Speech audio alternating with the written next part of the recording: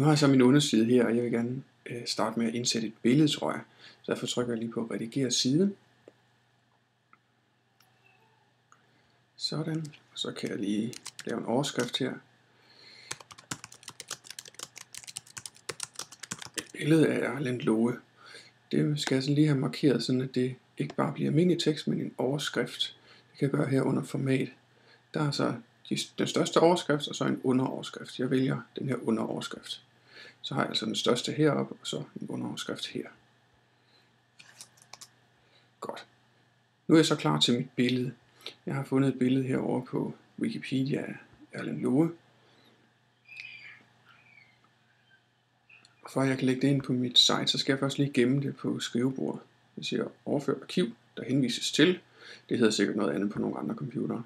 Men humlen er, at jeg gemmer det lige på mit skrivebord. Sådan. Og jeg havde allerede gemt det i forvejen, men hvad er jeg bare lige. Sådan, så er det gemt. Så går jeg tilbage hertil, og så siger jeg så indsæt, og så kan jeg vælge at indsætte et billede. Der vil jeg godt uploade et billede, altså det vil sige, at det ligger på min computer, og så skal det op derfra. Så jeg siger vælg her, og så finder jeg det her inde på mit skrivebord. Erlend Loe, han var der.